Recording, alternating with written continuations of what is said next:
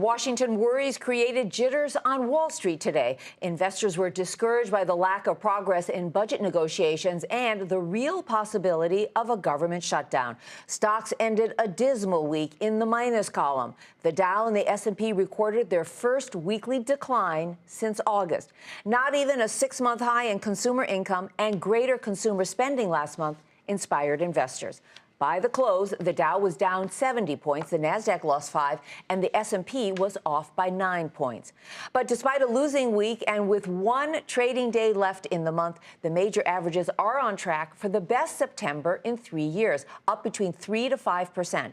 And the Dow and the S&P are on track to end higher for the third quarter, making it 3 up quarters in a row. Tyler? Our first guest tonight, Susie, says barring a positive surprise, stocks are more likely to move down than up. He's Brad McMillan, Chief Investment Officer with Commonwealth Financial. Mr. McMillan, welcome. Good to have you with us. Why do you say that, and how far down do you expect they might go? Well, if you look at the way the news is evolving, we've seen a lot of positive surprises, but the most recent one, the positive surprise of no taper, actually resulted in a pop, but then we've given all of that back and then some.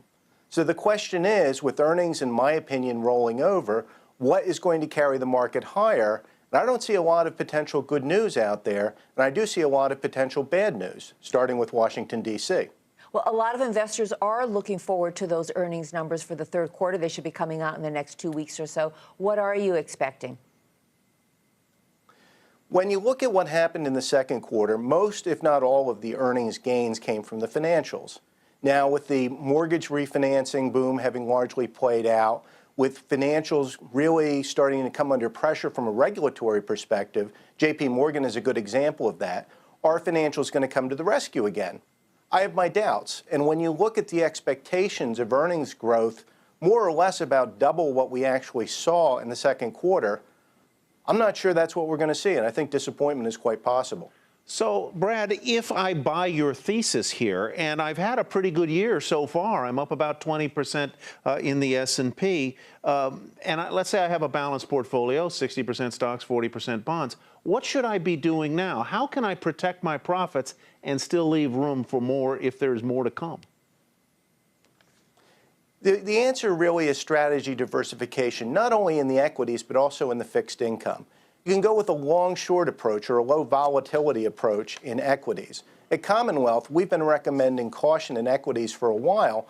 We've wanted clients to diversify their portfolios among equity strategies to preserve the upside exposure, but do it in a way that's going to limit any downside exposure. In fixed income, munis right now are probably the most attractively priced option. The Detroit situation has resulted in some opportunities being created there. All right, Brad, I saw in your note that you're a little optimistic about what's going on in Europe and in China. You see some hope there. Are you looking at that as, from an investor point of view, of investing in European or Chinese equities or in U.S. companies that have operations there? What's the best play? I think both of those are opportunities, but when we look to invest at Commonwealth, we look at valuations. We would much rather buy cheap than expensive. And you can argue about how expensive U.S. equities are, but it's tough to make an argument that, in fact, they're really cheap. If you look on a historical basis, if you look in Europe, relatively speaking, they're much less expensive than they have been. And on a going-forward basis, valuations are pretty much one of the major keys to future returns. Buy cheap, sell expensive. U.S. is expensive, Europe's cheap. Well, that's a pretty good recipe there, Brad McMillan. It usually works pretty well if you do it.